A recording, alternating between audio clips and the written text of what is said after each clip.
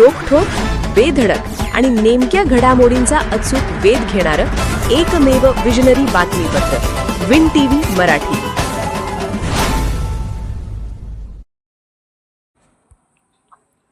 भ्याड हल्ला करणाऱ्यांनी समोर यावे, अन्यथा संपूर्ण कोल्हापूर जिल्हा बिद्री येथे एकत्र करू. युवासेना निरीक्षक वीरेंद्र मंडलिक.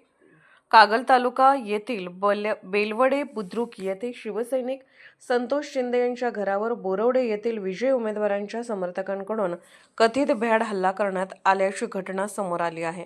घरात घुसून त्यांच्या आईला दमदाटी करण्यात आली, तसेच घरामध्ये सर्वत्र गुलाल टाकण्यात आल्याचा आरोप करण्यात आला आहे.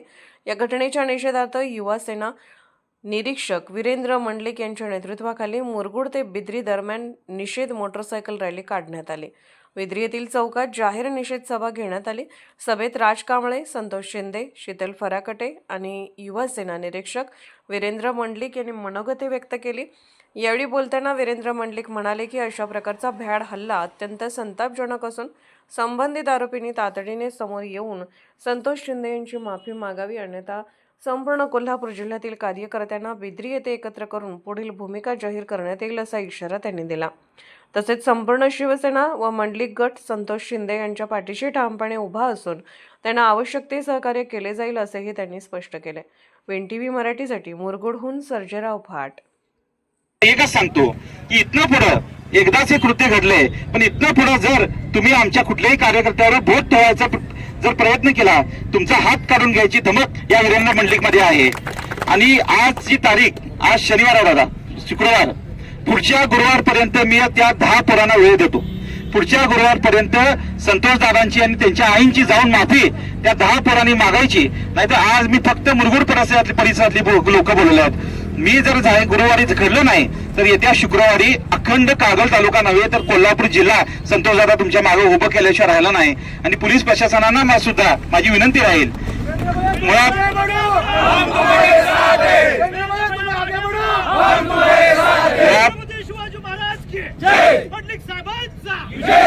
मुळात मुरगुड पोलीस स्टेशन आज इथं जरी हजर असलं तरी यांची काही यात दोष नाही. बेलवळे गाव येतं कागल पोलीसच्या हद्दीत. आणि जेव्हा दादा बडका कुठनं उडाला की जेव्हा यांच्या घरी पोलीस आले, त्याच्यानंतर पोलिसांनी काय करावं तर पोलिसांनी निरीक्षण करायचं असतं, काय काय झालं, काय काय घडलं, आणि तशा पद्धतीने अहवाल सादर करायचा असतो. त्यांनी काय केलं, आले म्हटले की हे जे सगळं झालंय, हा जो व्हिडिओ पडला हा व्हिडिओच खोटा आहे. म्हणजे पोलीस काय मुश्रीफ साहेबांचे वकील झाले काय, हा सवाल माझा त्यांना आहे. आणि जर हे दडपण पोलिसांना येत असेल तर हे दडपण कोण करतं, कशासाठी करतं, एवढं दडपण घेताच कशासाठी. आणि म्हणून माझी विनंती त्यांनाच राहील की आपण मुरगुडच्या पोलिसांनी आम्हाला प्रचंड सहकार्य केले, कागलचे सुद्धा PSI असतील, आपण कुणाचे वकील नाही आहात. आपल्याला शासनाने तिथं नोकरी दिलेली आहे, कुणाची वकिली करण्यासाठी दिलेली नाही आहे. त्यामुळे इथनं पुढं जे आपले यामध्ये तपास होणार, तो तपास नीट पद्धतीने झाला तर ठीक. त्या तपासामध्ये जर कुठल्याही पद्धतीचं दडपण आपण आमदारांकडनं घेत असाल तर निश्चितपणानं येत्या शुक्रवारी त्या सगळ्याचा परिणाम हा तुमच्यामुळे होईल असं सुद्धा या निमित्त मी सांगतो. निश्चितपणानं संतोष दादा, तुम्ही काही इथनं पुढे काळजी करायची नाही, आम्ही तुमच्या पाठीशी उभा आहे. त्यांनी तुमच्या घरात आले, आमची ती संस्कृती नाही की त्यांच्या घरामध्ये जाऊन काहीतरी करावं.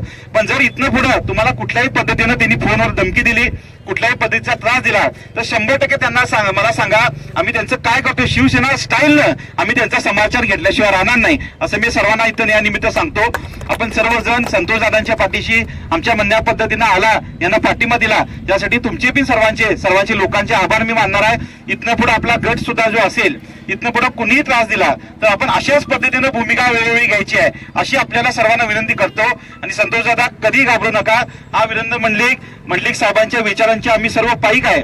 संजय दादा मंडलिक साहेब आपल्या पाठीशी उभे आहेत, त्यामुळे आपण कुणालाही न घाबरता इथनं पुढे आपलं काम अशाच पद्धतीनं चालू ठेवावं ही विनंती आपल्याला करतो आणि थांबतो. जय हिंद, जय महाराष्ट्र. या बिद्री बोरवडे मतदारसंघात आम्हाला दिसून आलं, एखाद्याच्या घरामध्ये घुसून गुलालाचे उधळण करणं, फटाके लावणं इथंपर्यंत पण ठीक आहे.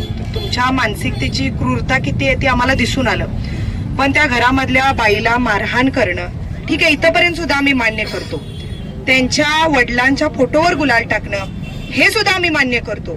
छत्रपती शिवाजी महाराजांच्या फोटोवर गुलाल टाकून तुम्ही रेगोट्या ओढण्याचं काम करताय, म्हणजे तुमची विकृती कुठल्या थराला पोहोचलेली आहे तुम्ही त्या ठिकाणी दाखवून दिलं.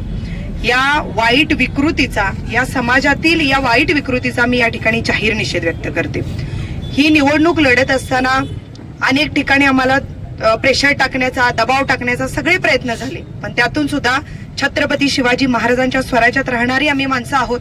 तारा राणींचा आदर्श घेऊन रडायचं नाही तर लढायचं ही शिकवण घेतलेली आम्ही आहोत. डॉक्टर बाबासाहेब आंबेडकरांच्या विचारानं चालणारे आम्ही सगळे असताना राजश्री शाहू महाराजांनी ज्या पद्धतीने सांगितलं की सगळेजण एकत्र होऊन संघटित होऊन हा विचार पुढे नेऊया, हा विचार पुढे नेण्यासाठी आम्ही हा संघर्ष करत असताना किंवा या रणांगणात उतरत असताना सगळ्या गोष्टी तुमच्या आम्ही सहन केल्या. अगदी फॉर्म भरलेल्या दिवसापासून ते निकाल लागण्याच्या दिवसापर्यंत आम्ही आमचा पराजय या ठिकाणी मान्य केला. पण तरीही मंडलिकांच्या शिकवणीनुसार, छत्रपती शिवाजी महाराजांच्या शिकवणीनुसार एक पराजय हा आयुष्यातील शेवटचा पराजय नसतो हे मान्य करून आम्ही या ठिकाणी ज्या 11,000 लोकांनी आमच्यावर विश्वास दाखवला त्या 11,000 लोकांच्या पर्यंत पोहोचून सगळ्यांचे आभार मानावे, त्यांची कामं करावीत यासाठीचा आजपासूनचा आम्ही दौरा आखलेला होता बालाजीदादा फराकटेने, आम्ही आणि वीरेंद्र भैयाने. पण काल 2 दिवसात ज्या घटना घडल्या, खरं तर मी 2 दिवस सौंदती यात्रेसाठी गेले होते. आमचे बिद्रीकर सुद्धा मंडळी मला तिथं भेटली आणि तिथं गेल्यानंतर दादा मी हा व्हिडिओ बघितला. इतका क्रूर आणि खरोखर म्हणजे काय चाललंय या कागल तालुक्यामध्ये आणि या बिद्री बोरोडे मतदारसंघात. विचारा पलीकडच्या या सगळ्या घटना घडलेल्या असताना लोकांनी जागृत होऊन, खरं तर ज्या लोकांनी आम्हाला मतदान केलं त्यांचं मी स्वागत करते, पण किमान ज्या 16,000 लोकांनी तुमच्यावर विश्वास ठेवला त्या विश्वासांना पात्र ठरण्यासाठी तरी तुम्ही प्रयत्न करावा अशी मी या ठिकाणी विनंती करते. माझे जे निवडून आलेले ते आमचे बंधुतुल्य, त्या बंधुतुल्यांना मी सांगू इच्छिते की किती वर्ष आणि किती दिवस तुम्ही अजून शीतल फराकटे किती चांगली नाही हे सांगण्यात वेळ वाया घालवणार आहे. ज्या लोकांनी तुमच्यावर विश्वास टाकला, जी संधी दिली, त्या संधीचं सोनं करण्यासाठी आम्हाला वाटलेलं ज्या क्षणाला तुम्ही निवडून आलाय त्याच्या दुसऱ्या क्षणापासून तुम्ही काम सुरू कराल, दुसऱ्या क्षणापासून तुम्ही दौरे कराल, ज्यांनी मतं दिली, ज्यांनी नाही दिली त्या लोकांच्या पर्यंत पोहोचाल. पण हे सगळं राहिलं बाजूलाच. तुम्ही एका शिवसैनिकाच्या घरावर हल्ला करताय, त्याच्या आईला मारपीट करताय, अगदी आयसीयू मध्ये ऍडमिट करून ठेवण्यापर्यंत त्यांची अवस्था करताय.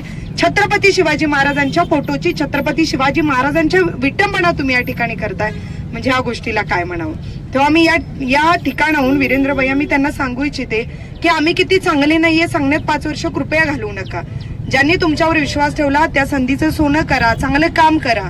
आणि ज्या 11,000 लोकांनी आमच्यावर विश्वास ठेवला, ज्यांनी आमच्यासाठी जो विश्वास दाखवला त्या विश्वासाला पात्र ठरण्यासाठी आम्ही मंडली गट नेहमी समर्थ आहोत.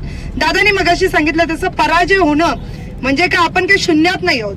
एका ठिकाणी समोर 3 बलाढ्य शक्ती असताना 8 दिवसात मिळालेलं तिकीट आणि 8 दिवसावर फक्त लोकांना नमस्कार करून आपले विचार सांगत आम्ही 11,000 मतदान घेतलं. म्हणजे नेमकं तुम्हाला त्रास कशाचा होतोय? तुम्हाला 16,000 मतदान मिळालं ह्याचा त्रास होतोय? विजय आनंद वाटतोय की आम्हाला 11,000 मिळाले याचा त्रास होतोय? हे एकदा तुम्ही सांगा, स्पष्ट करा. पण जो विजय मिळालाय त्याला चांगलं काम करून त्यांना त्या सर्वसामान्यांना न्याय देण्याचा प्रयत्न करा. आणि या ठिकाणी मी हेच सांगू इच्छिते की जो हल्ला झाला, तुम्ही व्हिडिओ बघितला असाल, मी मीडियाच्या माध्यमातून सांगते, जर बघितला नसाल तर खरंच बघा.